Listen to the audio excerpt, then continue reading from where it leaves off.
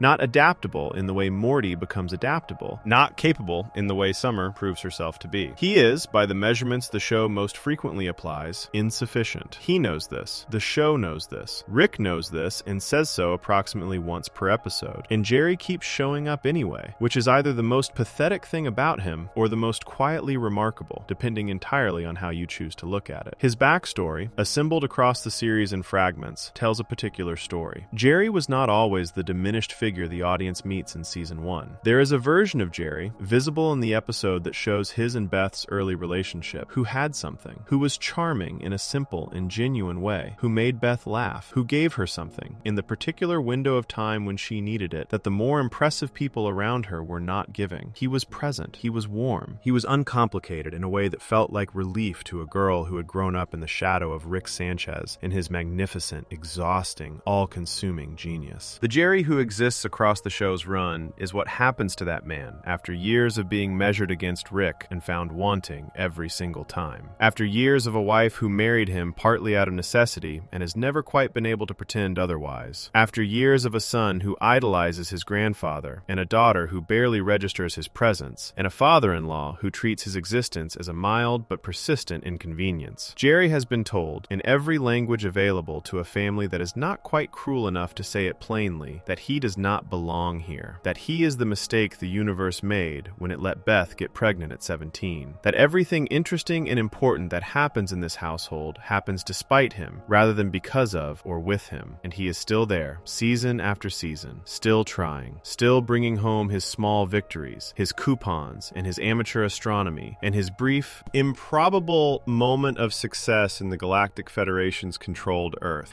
and holding them up with the particular hopefulness of a person who has not yet fully accepted that the room has already decided not to be impressed. The Season 2 episode, Morty Night Run, contains a scene that gets to something true about Jerry without the show quite acknowledging what it is doing. Jerry is dropped off at a daycare facility designed specifically for Jerry's, a place full of alternate dimension versions of himself, while Rick and Morty go on an adventure without him. The daycare is comfortable and pleasant and full of people who understand him completely because they are him. And Jerry, surrounded by his own kind for the first time in his life, is happy, genuinely and simply happy, in a way the show almost never allows him to be in his actual home. That detail is not played entirely for comedy, though it is played partly for comedy. Underneath the joke is something the show is noticing about Jerry without fully committing to the observation. He is happy when he is not being compared to Rick. He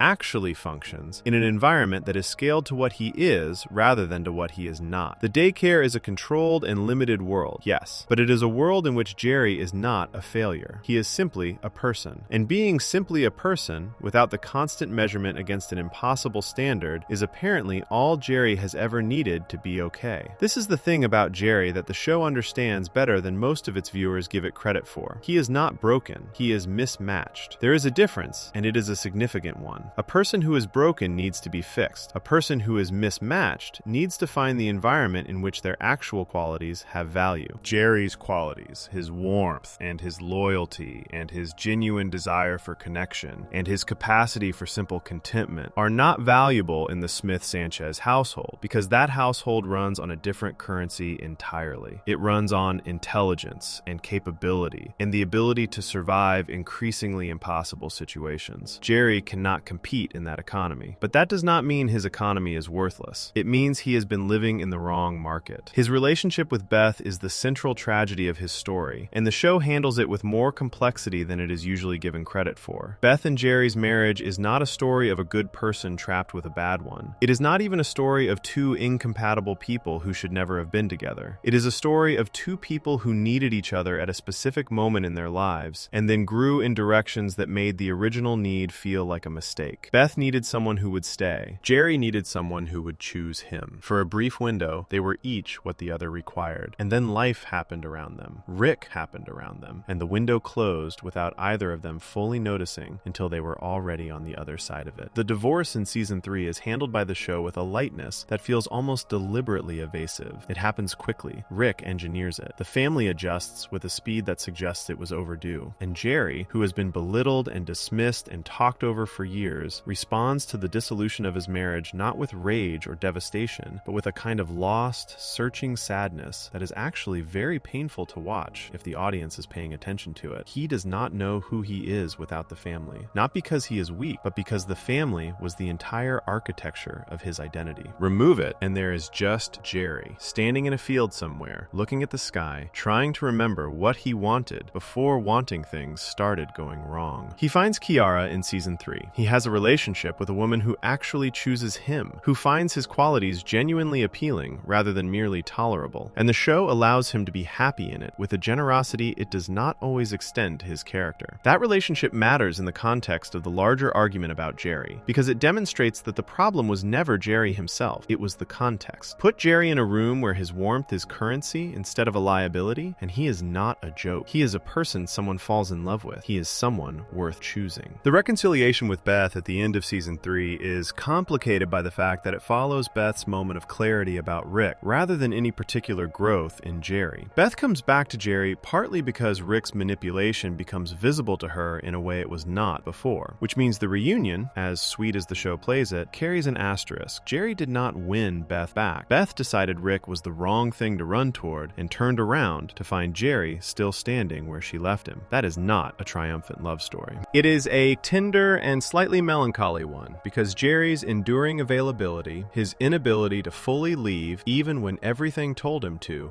is both his most sympathetic quality and the one the show most frequently uses against him. What does loving Jerry say about a person? It says something gentle and specific and worth taking seriously. The people who claim Jerry as their favorite character or who feel the pull toward him most strongly tend to be people who understand what it is to want simple things in a world that has decided simple things are embarrassing, who have sat in rooms where the conversation moved fast and smart and left them slightly behind and felt the particular shame of not being able to keep up, who have loved people who were more impressive than them and felt, in the quiet hours, the weight of being the lesser half of the equation. They tend to be people who are genuinely kind, not performatively kind, not kind as a strategy, actually kind, in the day-to-day, unremarkable way that does not get celebrated because it is not dramatic enough to notice. The kind of kindness that makes someone a good friend over a long period of time, that shows up in small, consistent ways, that builds trust through repetition rather than through grand gesture. Jerry is that kind of person. He is not reliable in the crisis, he is reliable in the Tuesday. And the Tuesday is where most of life actually happens. There is also, in the people drawn most strongly to Jerry, a recognition of the experience of being loved conditionally, of being in relationships where approval had to be earned rather than given, where the bar for worthiness kept moving, and the effort to reach it became so habitual that they forgot to ask whether the bar was fair. Jerry never quite stops trying to reach Rick's bar, even when it is obvious to everyone watching that Rick's bar exists specifically to be unreachable. There is something in that persistence that the Jerry fan recognizes. Not admires, necessarily. Recognizes. The way you recognize a pattern you have lived inside. The show is not always kind to Jerry, and it is not always honest about him either. There are episodes where his cowardice is played for pure comedy, in ways that feel like the writers have simply decided he does not deserve complexity that week. Those episodes are the weakest Jerry material the show produces, not because they are unfunny, but because they waste the more interesting character living underneath the punchline. The best Jerry episodes are the ones where the show allows the sadness through, where it lets the audience see not just that Jerry is failing, but what it costs him to keep failing in front of people he loves. The camping episode in season 5, Childrick of Mort, is the best version of Jerry the show has produced. He is wrong about several things. He overestimates his own capability in the wilderness in ways that create problems for everyone. He is, by the technical measurements, a liability on the camping trip. And then the episode allows him to be right about something, to be the adult who sees what his children are missing, to have a moment of genuine wisdom that Morty, to his credit, actually hears and acknowledges. It is a small moment, it is over quickly, but it is the show admitting something about Jerry that it often avoids, that his simplicity is not only limitation, that the qualities the family dismisses are occasionally the qualities the situation actually required. Jerry Smith is not the joke. He is the person who absorbs the joke, who takes the dismissal and the ridicule and the daily experience of being the least impressive person in every room he enters, and who wakes up the next morning and tries again. Not because he is deluded about his limitations. He knows his limitations with a clarity that is almost painful to observe. He tries again because the alternative, giving up on connection, giving up on the family, giving up on the small and ordinary and genuine life he has always wanted, feels worse than the humiliation of continuing. That stubbornness, unglamorous and unrecognized, and entirely without the armor of genius or ambition, is its own kind of courage. Not the kind the show celebrates, not the kind Rick would acknowledge, the kind that exists in the gap between what a person deserves and what they receive, and keeps choosing to show up in that gap anyway. The people who fall asleep to Jerry Smith are the people who know that gap intimately, who have lived in it for stretches of their lives, who have wanted simple things and been made to feel small for the simplicity of the wanting, who have kept showing up for people who did not always show up back. They fall asleep to him because his voice carries something the more brilliant characters cannot offer. Not wisdom, not genius, not the dark glamour of Rick's nihilism, or the aching competence of Beth, or the hard-won growth of Morty. Something quieter and more durable than any of those things. The sound of a person who has not given up, who gets up in the morning and tries again, who still believes, despite substantial evidence to the contrary, that eventually, somewhere, in the right room, with the right people, being exactly who he is will be enough. Before we move on, if you're enjoying this analysis, please consider subscribing. It helps the channel tremendously. Jerry Smith has spent the entire run of this show being told he is not enough, and he has kept showing up anyway, with a persistence the show mistakes for weakness. Next, we turn to the character who was written out of the title, and then spent several seasons proving that was the show's mistake. Section 5, Summer Smith. There is a moment in the season 1 episode Rixie Business where Summer throws a party at the house while Rick and Beth are away. It is played, initially, as a standard teenage party episode, the kind of storyline that exists in almost every animated family show at some point. The irresponsible kid, the social desperation, the chaos that inevitably follows. Summer wants to be popular. Summer wants to fit in. Summer wants the kind of night that people talk about on Monday morning at school. The setup is familiar enough that it is easy to stop paying attention to it and wait for the joke. Then, Rick arrives. And Rick, who has seen the heat death of universes and negotiated with gods and built weapons capable of destroying entire dimensions, looks at Summer's party and does not dismiss it. He joins it. He brings his own chaos to it. He lets it become something genuinely strange and alive and memorable. And Summer, who spent the entire episode performing for her classmates, trying to manufacture the version of herself that would finally be accepted, watches her grandfather turn her careful social construction into something real without even trying, without caring at all about whether it landed. That contrast between Summer's effortful performance and Rick's effortless presence is the central wound of Summer Smith's story. story. And it is a wound the show introduces in the very first season and then spends several years either ignoring or underestimating before it finally, in the later seasons, starts to take seriously. Summer Smith is the oldest child of Beth and Jerry. She is 17 when the show begins. She is, by the structural logic of the pilot episode, the family member least connected to the central adventure. The show is called Rick and Morty. The title tells the audience exactly who matters. Rick is the genius, Morty is the sidekick. Beth and Jerry are the parental figures who exist at home while the real story happens elsewhere. And Summer is the teenager in her room, on her phone, worrying about high school things while the universe bends and folds around the garage portal gun. She was not supposed to be important. That is not a reading of the character. That is the documented creative history of the show. Summer was written initially as a background character, a texture element, someone who made the suburban house feel inhabited, while the actual protagonists went on their actual adventures. And then something happened. The character started doing things that the writers had not quite planned for. She started having opinions that were sharper than the plot required. She started pushing back in ways that the story had to respond to rather than absorb. She started, in other words, refusing to be background. The episode that changes everything for Summer is Ricksy Business, the season 1 finale. It is also, not coincidentally, the episode described at the opening of this section, because what Ricksy Business does, underneath the party comedy, is establish that Summer has been watching her family dynamics with a clarity that neither Morty, nor Beth, nor Jerry has quite managed. She sees Rick accurately, not as a god or a monster or a burden or a savior, as a person. A damaged, brilliant, chaotic person whose presence in their lives is both genuinely dangerous and genuinely irreplaceable. And her response to that accurate perception is not to idealize him like Beth, or be dragged along by him like Morty, or resent him like Jerry. Her response is to try to find her own way into the orbit, to make herself someone Rick would choose to bring along. That project, making herself someone Rick would choose, runs underneath Summer's entire arc across the series, and it is worth examining carefully because it mirrors, with uncomfortable precision, what Beth has been doing her entire adult life. Both women have built significant portions of their identity around the goal of being impressive enough for Rick Sanchez to select. Beth did it by becoming a surgeon and a competent and self-sufficient adult. Summer does it by becoming capable in the field, by developing a stomach for the violence and chaos of Rick's adventures, by shedding the social anxiety of her early seasons and replacing it with something harder and more durable. The show draws this parallel explicitly in later seasons. There are multiple moments where Rick looks at Summer and sees Beth, where the resemblance between them is not just physical, but behavioral, not just genetic, but psychological. Both of them use competence as currency. Both of them would rather be impressive than vulnerable. Both of them have learned, from watching Rick exist in their lives, that the surest way to matter to him is to stop needing things from him and start being useful to him instead. The season 2 episode, Total Rick-All, introduces a version of Summer that the show occasionally forgets to return to, but which is genuinely important. When the family is being infiltrated by parasites that implant fake memories, Summer is the one who articulates most clearly what the real memories feel like compared to the manufactured ones. The real memories, she explains, are not all good. Real memories include the bad moments, the humiliations, the times people were unkind to each other, the ordinary and painful texture of actual family life. The parasites only create happy memories because they cannot replicate the complicated ones. And Summer, at 17, understands this distinction with a sophistication that the rest of the family takes considerably longer to arrive at. That is Summer at her most essential. She is the character who understands the complicated thing before the narrative has quite gotten around to explaining it. She processes the emotional reality of what is happening faster than most of the people around her, and then either acts on that processing in ways that the plot has to catch up to, or swallows it and performs whatever version of herself the current situation seems to require. The performance is the part that gets overlooked. Summer in the early seasons is almost always performing popularity for her classmates, performing indifference for Rick, performing capability for her mother, performing the role of the teenager who is fine while her parents' marriage quietly disintegrates around her and her brother is taken to other dimensions on school nights, and her grandfather builds weapons in the garage, and her family is, by any reasonable external measure, in a state of ongoing low-level crisis. She performs being fine with a consistency that is actually quite impressive. And because she performs it well, and because the show is busy with Rick and Morty, almost no one in the narrative thinks to check whether she actually is. The season 3 episode, Rick Mancing the Stone, is where the performance breaks open. Beth and Jerry have just announced their divorce. The family family is fracturing in a way that Summer, unlike the show's narrative, has probably seen coming for a long time. And her response is to follow Rick and Morty into a post-apocalyptic dimension and throw herself into violence with an enthusiasm that is clearly not enthusiasm at all. It is displacement. It is the decision, conscious or not, to be in a place where the pain is external and physical and survivable, rather than sitting at home in the pain that is internal and emotional and uncertain. Rick watches her do this, and his expression carries the recognition described in an earlier section of this essay. He sees himself in her displacement. He understands, better than anyone, what it means to choose the external fight over the internal one, and he does not stop her, which is either compassion or negligence, or both simultaneously, because Rick is frequently both simultaneously. What the show does with Summer across its seasons is give her a gradual and genuinely earned arc toward a self that exists independent of what anyone else in the family needs her to be. It is not a clean arc. It is not linear. There are seasons where she disappears into the background again, where the show remembers she exists primarily when a plot requires a second female presence. Those are the show's failures with her character, not hers. The genuine Summer material, the episodes that actually engage with who she is and what she is carrying, tells a story about a young woman learning to stop performing and start inhabiting.